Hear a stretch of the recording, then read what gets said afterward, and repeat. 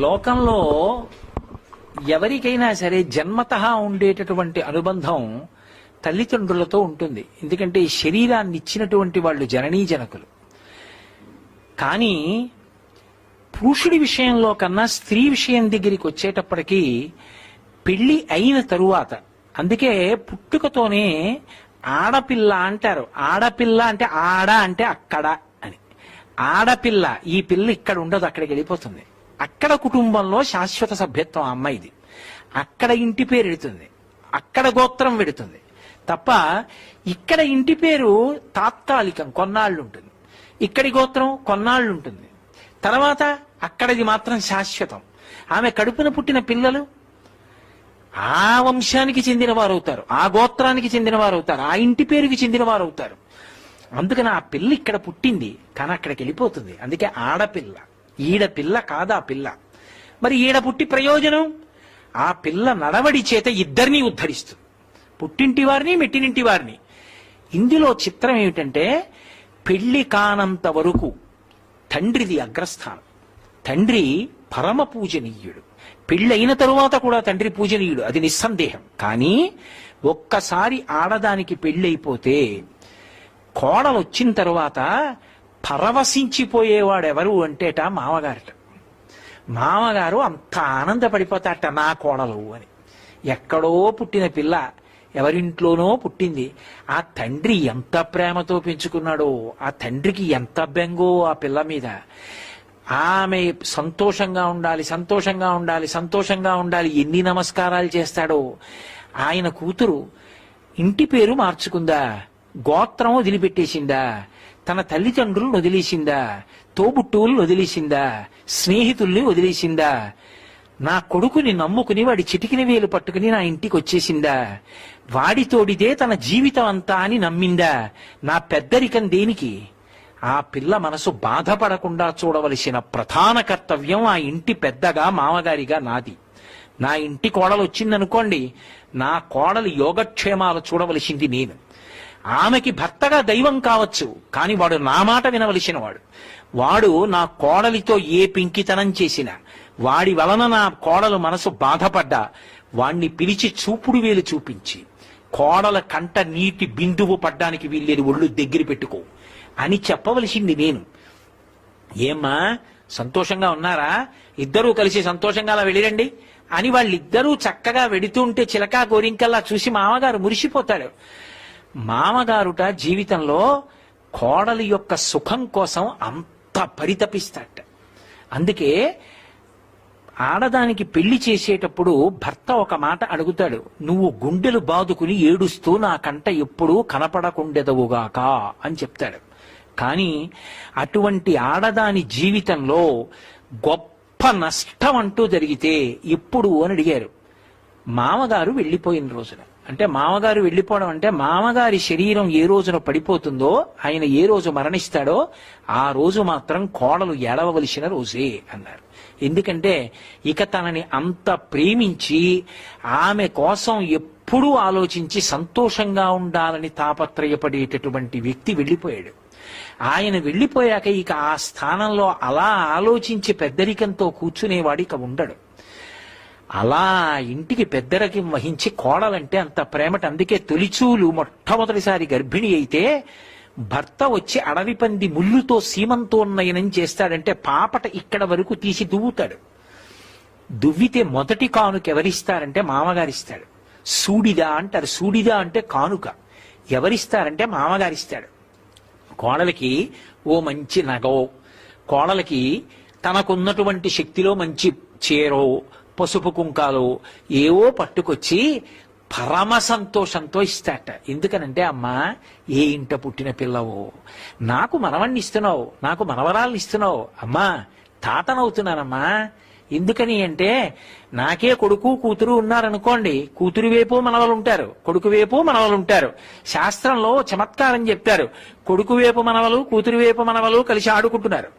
ఆడుకుంటుంటే ఏదో నాకున్న 2 ఆవులు పక్కదొడ్లో పడ్డాయి అనుకోండి, తాతగారు మీ ఆవులు పక్కదొడ్లోకి పోయాయి అంటాడు కూతురు మనవడు. తాతగారు మన ఆవులు పక్కదొడ్లోకి పోయాయి అంటాడు కొడుకు పిల్లలు. నా అన్న వంశోద్ధరణ ఇటువైపు నుంచి అంటే కోడల వైపు నుంచి. ఎక్కడో పిల్ల ఇక్కడ వంశాన్ని పెంచుతోంది. నా మనవడు, అమ్మయ్యా నా మనవణ్ణి చూసుకున్నాను, నా వంశాన్ని చూసుకున్నాను, నా మనవరాల్ని చూసుకున్నాను. ఆ వయసులో నా పిల్లల ముద్దు ముచ్చట్లు ఎప్పుడో బాల్యంలో మరిచిపోయాక మళ్ళీ ఆ మనవడు నడిచొస్తుంటే వాళ్ళు నన్ను చూసుకుని, మనవరాల్లో నా భార్యను చూసుకుని, నా కొడుకుని చూసుకుని, నా కోడల్ని చూసుకుని, మేనత్త పోలికలని మా అమ్మాయిని చూసుకుని, ఇంతమందిని చూసుకుని మామగారు వృద్ధాప్యంలో మురిసిపోయేటటువంటి సజీవమైన బొమ్మనిచ్చి ఆడించగలిగిన, ఓదార్చగలిగిన ఏకైక వ్యక్తి కోడలొక్కతే. అందుకే కోడలకి సూడిదా అంటే మామగారు ఇస్తాడు కానుక అని. ఆ మామగారు కోడళ్ల యొక్క అనుబంధం అంత గొప్పది. అందుకే పెళ్ళైపోయిన ఆడపిల్ల దగ్గరికి వెళ్ళి అమ్మా మీరెవరు అని అడిగాను అనుకోండి, తన పేరు చెప్పకూడదు, తన భర్త పేరు చెప్పకూడదు. మొదట ఏం చెప్పాలంటే మామగారి పేరు చెప్పాలి. చెప్పి నేను ఫలానా వారి కోడళ్ళండి అని చెప్పాలి.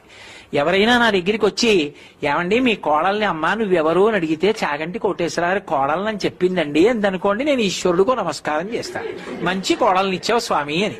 ఎందుకని? నా పేరు చెప్పిందని కాదు, ధర్మాన్ని నిలబెట్టింది అని. అందుకే సీతమ్మని సుందరకాండలో అంత కష్టంలో ఉండగా హనుమ వెళ్ళి అమ్మా నువ్వెవరని అడిగాడు. అడిగితే పృథివ్యా రాజసింహానాం ముఖ్యస్య విదితాత్మన స్నుషా దశరథస్యాహం శత్రు సైన్య ప్రతాపిన అంది. చనిపోయిన మామగారైనా తక్కువ చేయలేదు. ఆ మామగారు కోరికలు కోరబట్టే మా ఆయన వచ్చేసాడు ఇన్ని కష్టాలు పడుతున్నాను అనలేదు. ఎంత గౌరవించి మాట్లాడిందంటే స్నుషా దశరథస్యాహం శత్రు సైన్య ప్రతాపిన, శత్రు సైన్యములను చందరవందర చేసినటువంటి పరమశక్తివంతుడు, అంతటి పరాక్రమవంతుడు మా మామగారు. ఆ దశరథ మహారాజు గారి పెద్ద కోడలు. ధర్మాన్ని నేర్పింది సీతమ్మ. అందుకే మామగారు చనిపోయిన తరువాత ఆఖరికి సంవత్సరీకం కానీ తద్దినం కానీ పెట్టవలసి వస్తే ఆ చనిపోయిన రోజు వస్తే ఆ వచ్చిన రోజున దీపం పెట్టాలి. దీపం పెట్టి తద్దినం పెట్టాలి. తద్దినం పెట్టవలసి వస్తే అధికారి ఎవడు అంటే తనూభవుడు అంటారు, శరీరంలోంచి వచ్చిన కొడుకు. ఆ కొడుకు అక్కడే ఉన్న పితృదేవతలు తీసుకోరు. కోడలు దీపం వెలిగించాలని కోరుకుంటారు. ఆ కోడలు దీపం వెలిగించడానికి ప్రతిబంధకం వచ్చిందనుకోండి, ఆమె ఏదో కారణం చేతో 3 రోజులు ఇంట్లోకి రాకూడదనుకోండి, ఆమె మళ్ళీ శౌచమును పొందే వరకు తద్దినం వాయిదా పడిపోతుంది. పడిపోయి ఆమె దీపం పెట్టాక పితృదేవతలు వచ్చి ఆ జలతర్పణ పుచ్చుకుని నీళ్లు తాగుతారు. కొడుకు మీద ప్రేమ కన్నా శరీరాలు వదిలిపెట్టేశాక కూడా కోడల మీద అంత ప్రేమతో ఉంటాట మామగారు. అప్పుడు కూడా తద్దినం పెట్టేటప్పుడు కోడలు దీపం వెలిగించాలని కోరుకుంటాడు. ఆ కోడలంటే అత్తమామలు అలా ఉండాలని, కోడలంటే అత్తమామల్ని సేవించాలని శాస్త్రాలు చెప్తున్నాయి. శ్రావణ మాసం వచ్చింది కదూ, వరలక్ష్మీ వ్రతం చేస్తారు. వరలక్ష్మీ వ్రతంలో లక్ష్మీదేవి చారుమతికి దర్శనమిచ్చేందుకు అనుగ్రహించింది. ఒక్కటే మాట చెప్పారు, శ్వశ్రు శ్వశురయోర్ముదా అని చెప్పింది భవిష్యోత్తర పురాణం. ఆమె అత్తమామల్ని సేవించింది. ఈ సేవించడం అంటే మామయ్య గారండి ఈ పలహారం చేయండి, మీకు పడదు, ఇది తినండి, కన్న కూతురు కన్నా కూడా ధైర్యంగా చెప్పింది. మీకు ఒక పెద్ద రహస్యం చెప్పన అనుష్ఠానంలో. ఒకసారి మామగారు దీక్షలో ఉంటే దీక్షితుడయ్యుండగా, అది చాలా పెద్ద పెద్ద దీక్షలయ్యి ఉంటే కడుపున పుట్టిన కూతురు కూడా వండకూడదు, కోడలు వండి పెట్టాలి. కోడలకు అధికారం ఉంటుంది. అంత గొప్పది కోడలంటే.